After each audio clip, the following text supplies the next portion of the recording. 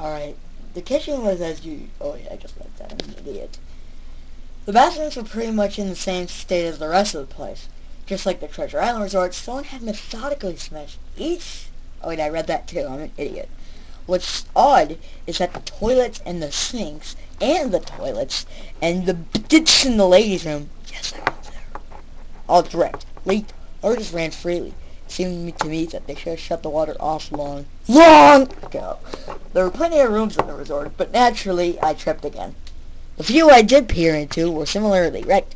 I didn't expect to find anything there because I had a giant bruise on my eye. I didn't think eye bruises even could exist. So, I thought there was a quiet conversation coming out. Or maybe a TV. I read that wrong, but I don't care. Though it was like a whisper, probably my own breathing echoing in silence, or just another case of a dead body moaning, playing tricks in the mind. This is what talking sounded like. I don't believe it. I didn't know that. I didn't know that. Your father told you. I know that sounds ridiculous. I'm just telling you what I experienced because I have nothing else to do. Why I thought there might have been something in that room, or worse, so Dago to hold up in there and would probably have knifed me. It happens a lot, trust me. At the front doors of the palace again. I figured I haven't found anything to note, and I wasted the trip up. Whoops. As I looked out the door, I noticed something interesting in the courtyard that I apparently missed. Something that would give me at least one thing to show for all my trouble, even if it was just a photograph. Except for the story. It was a lifelong statue of a python, maybe 8 feet long, coiled up and sunning itself on a pedestal right in the center of the area. It was almost time for the sun to start setting. Alliteration. So the night fell onto the object in the perfect way for an autograph. I approached the python and snapped a photo. Then I stood on my toes and snapped another. I moved closer again to get the detail of its stupid, ugly face. Slowly, casually, the python lifted his head, looked directly in my eyes, tried to take my soul, turned, and slithered off into the pedestal, across the grass and into the trees after failing to get my soul. All 80 feet of it. Yeah, 80 feet. Really. Yeah, I'm not lying. Its head long disappeared into the woods before its tail even left the sunning spot. And then it fell over. Disney had released all their exotic animals in the ground. Right there on my four-plan map was the reptile house. I should have known. Read about the sharks at Treasure Isle, and I should have known they'd done this. I was dumbfounded, bizarrely stupefied. My mouth must have been hanging open for the longest time before I came down to earth. It has now been shut. I blinked a few times, fell over again, got up, backed away from where the snake had been, back toward the palace. Even though it was totally gone, I still wasn't taking any chances, and backed my way into... I took a few deep breaths and slapped my own face to get myself right in the head after that. Yeah, I slapped myself. I looked for a place to sit down, as my legs were jelly at this point. They were jealous of what I've done. Of course, there were no place to sit down, unless I wanted to recline in the broken glass and I had seen some stairs near the palace's lobby, and decided to go have a seat there until I felt better. And then I died. Wait, no, I didn't. The staircase was far enough away from the front of the building to be relatively clean, save for a startling amount of dust. Pulled a wedge metal off the wall, once again painted with "Abandoned by your mom" motto I've been accustomed to. I placed a ledge onto the thing, on the stairs to keep it somewhat clean. Okay? The stairway led downward, below ground level. Using my camel flash as sort of improve a flashlight. I could see that the staircase ended in a metallic mesh door with padlock. A sign on the door, a sign read, "This guy told me, thank you." This perked up my spirits a little bit for 2 reasons. 1, I was hungry. 2, the padlock was still in place. Nobody had gone down there. Not the vandals, not the looters, not the craters, nobody. This was the only place I could actually explore, and perhaps find something interesting to photograph or blatantly steal. I had come to the palace, essentially agreeing with myself that I was like Katie saying, because, hey, David, it didn't take much to bust the lock. Well, it's actually long. Wrong.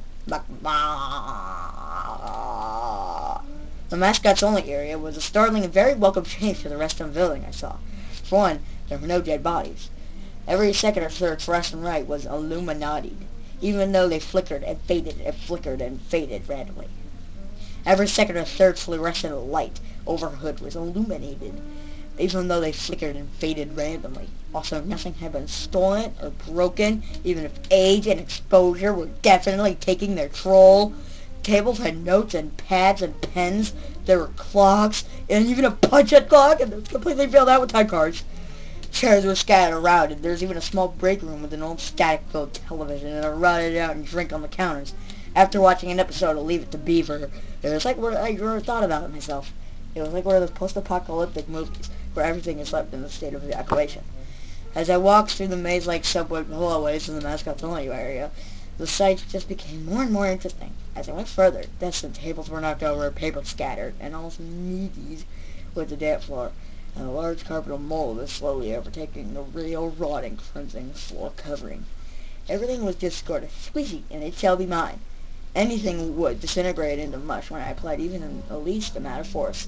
The clothing items hanging on hooks in weather rooms simply fell if I tried to hook them. What stupid hooks! One thing that annoyed me the most was that the light was becoming more and more sparse and unreliable as I went further to the dank, suffocating depths of the place.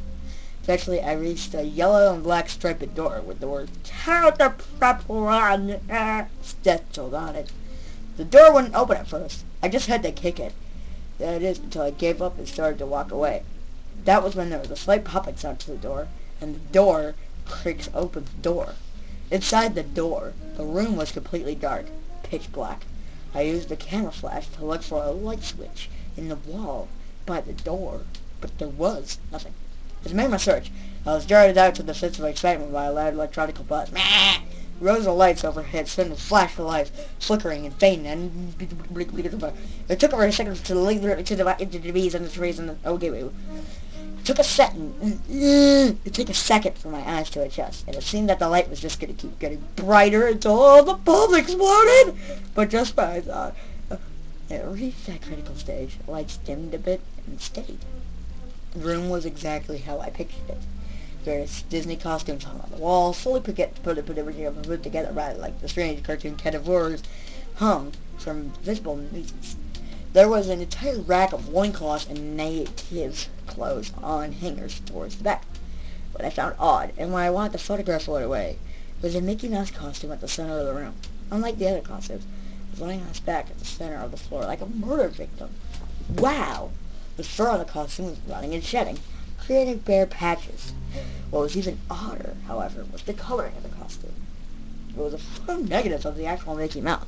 Black and where his white should be, and white where his black should be.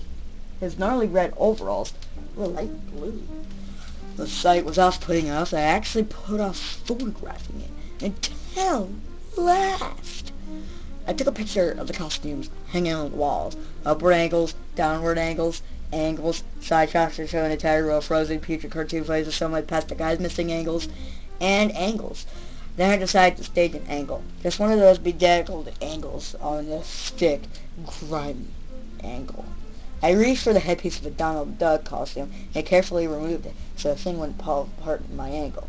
As I reached the face of the wide-eyed, moldering head, a loud clattering sound made me jump to the ceiling and hit my head and then fall over. And then I got up. I looked down at my feet, and there between my shoes was a human skull that had fallen out of the mascot head and shattered into pieces at my feet. Only the empty face and the lower jaw remained staring at me. I dropped the duck head immediately, as you would expect, and moved to the door, man. As I stood in the doorway, I looked back to the skull on the floor. I had to take the picture of it, you know. I had to. For any number of reasons that may seem silly, but only if you don't think it through. I need proof of what happened. Especially if Disney was good. I had no doubt in my mind I was starting to feel this was just gross now. Disney was just on top of this.